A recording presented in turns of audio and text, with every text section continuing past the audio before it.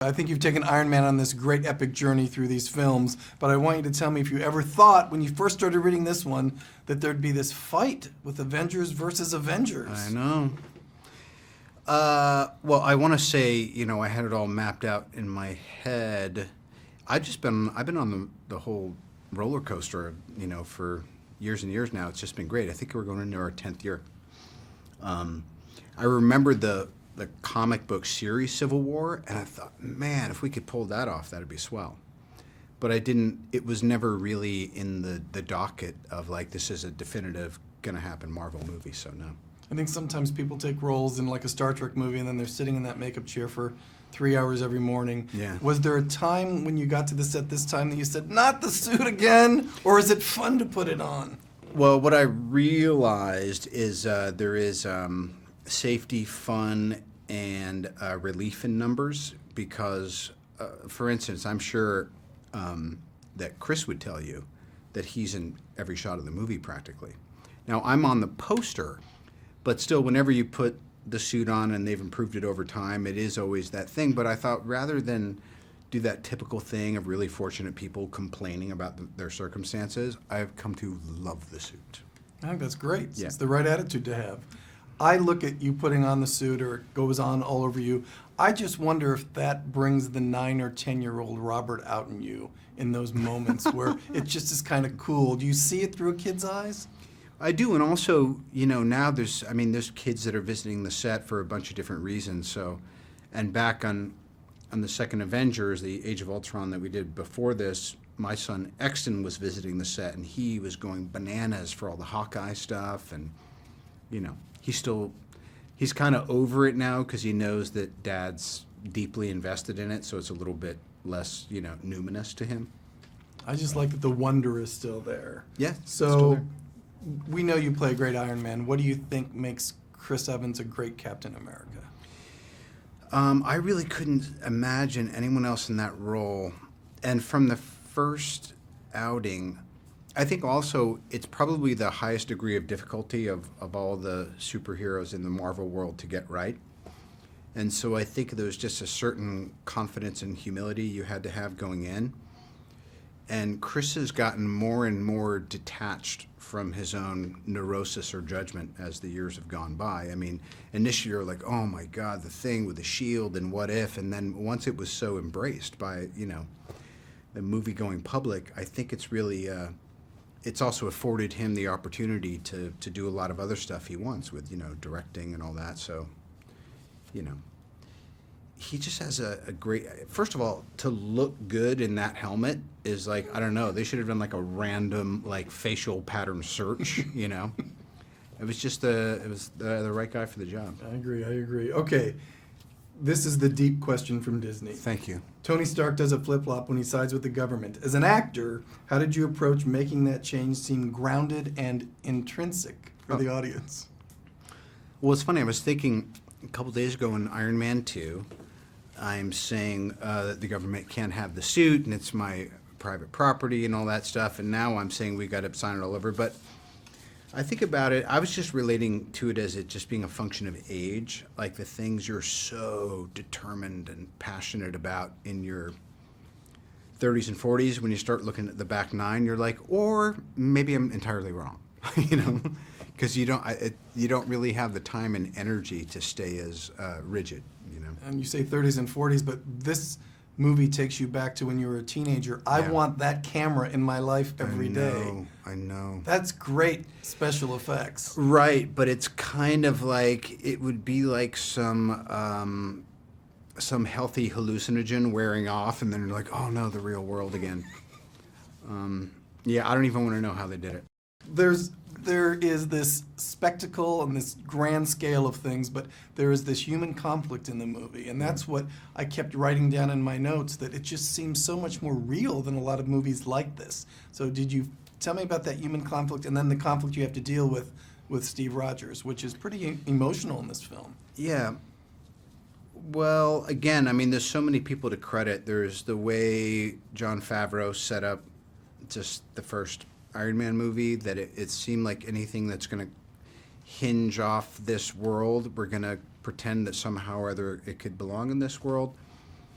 And then from the first Avengers film, Joss Whedon was, to his credit, and Marvel and Kevin and everybody they're like, all right, we just want to kind of feather this in and lightly insinuate that there's going to be trouble down the road.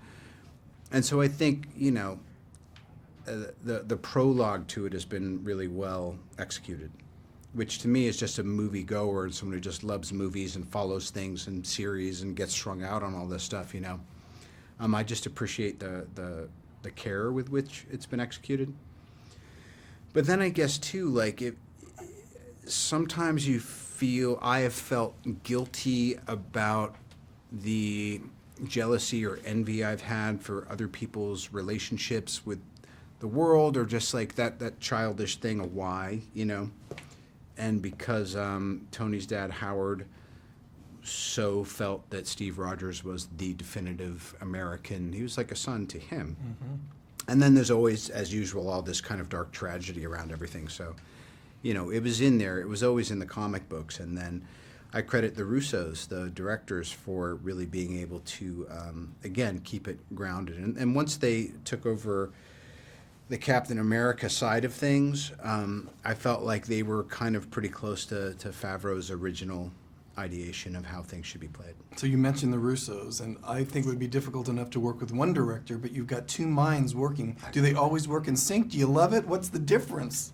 Well, first of all, usually, there's no good cop, bad cop. They're both really flexible in the way they work. So, but then there'd be certain things, like if I was doing the HUD work where I'm like sitting with a camera 5 inches away from my face, and it's really just odd and uncomfortable. Usually Anthony would be the person to deal with that because there's something just a little bit more receptive about him.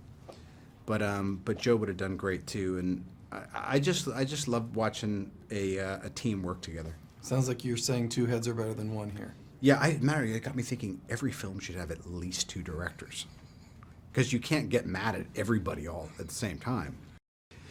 Yeah, well, look, there's times and parts of it where I'm sure, like in the arc of doing a character on a long-running series or whatever, the mind can start going, oh, what else is there or whatever. But it's just been such a great, it's been a great experience for me, and I'm super grateful. Okay, back to the list. All right. There are new Avengers who joined Team Iron Man. Were they predictable choices, or were there surprises in that selection? I wouldn't say any of them are predictable per se, but to me, again, going back to the second Iron Man, which to me seems like ages ago, Agent Romanoff, now obviously Black Widow, and it always seemed like just everybody wanted her to not like me or me to not trust her, so I thought it was really smart.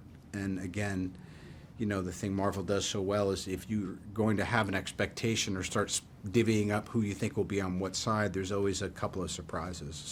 So we have Black Panther in the movie now. What do you think Yes. of that introduction, and what do you think Chadwick Boseman brought to the role? Without taking away from anything else, I think it's the most exciting thing that's happened in the history of the universe, because there was enough space and enough success to go and say, well, really, how do you explain the Marvel universe in its entirety, and how it's evolved over time? And so, just coming from such a technologically advanced country, and being someone who very much has his own agenda, and then there's just Chadwick himself, who to me is such a dynamic just guy, and obviously a great actor, but I think it's a super inspired piece of casting. And then and then knowing that Mr. Coogler is directing him in the Black Panther movie, to me it was like, man, that might just take the cake right there. Yeah, I think he's a terrific actor. I agree with you. Okay, there's an epic battle scene between these two teams, and there's emotional responses as you're doing it because you kind of like each other, I guess. Yeah. How did you feel when you squared off against Team Cap? Well, part of it is, and I hate to say it, it's a very Western thing. When you're on a team, you're on a team, kind of like a platoon, and automatically, if you're looking over the trenches at anything else, you tend to get in that kind of competitive spirit. we all spent a fair amount of time together. I actually feel like I got to know Team Cap better just because I was able to observe them more, because I wouldn't be shooting oftentimes when they were. So regardless of how we were playing it, I was just looking at, I mean, now you look on this poster and there's 10 individuals on it. And I'm like, wow, I'm just glad I'm, still relevant. What can fans expect when they see Captain America Civil War? They can expect the unexpected, but they will have that trademark Marvel entertainment and sophistication and storytelling and just really strong performances. Most fun thing of the entire shooting experience for you, and it may have been just on your day off, but you're there's one sequence where, without giving too much away, there's a threat and we have to try to contain it, and things have gotten to the point where there's so many suits and heroes and everything that we were thinking, what if he just has a watch that kind of turns into a weapon for a second? So there's still always this innovation that occurs. So we basically literally had, in this one sequence, Sony just basically has a watch that kind of turns into a one-shot Derringer. And so it's gone from the point where it's like, a 20-minute sequence used to get me excited. Now one little frame and all that. It's a great moment, though. Yeah. Okay, the Barbara Walters question from Disney. If you Yes. could describe the film in one word, what would it be and why? Rad. I'm from New York, but I'm a Californian now. Fair enough. Okay. And the last question I have for you really is that the audiences are rooting for everyone. They are so invested. Whenever I go to one of these movies, I am stunned. They're unlike any other audience. Yeah. Have you figured out what that is? And have you ever sat in the back of a theater to just enjoy that response? I have, and I suspect I will with this too. But it's just like, again, Jungle Book's going to be out in a minute, and other of my friends do movies, and I think there's this, there's just kind of a fraternity of people who don't poo-poo this kind of genre movie. And I met a fair amount of them the first time I went to Comic-Con, and I am friendly with people who kind of, peek out of the closet and you go, dude, I'm crazy about Civil War or whatever. So I think, again, that, because the movies are just executed very well, they exist as just pure entertainment. But then there's this little constellation that gets lit up in people who are fans of the comics back in the day or just love this kind of storytelling. So, I'm all for geeking out on Marvel picks. Did you know that Michael Fassbender attended the Drama Centre London but dropped out? And one of his classmates at the time was Tom Hardy, and Hardy stated that Fassbender was the best actor in the school. Wow. Who do you prefer as an actor, Fassbender or Hardy? Let me know in the comments below. And don't forget to click here for more cool videos. See you soon.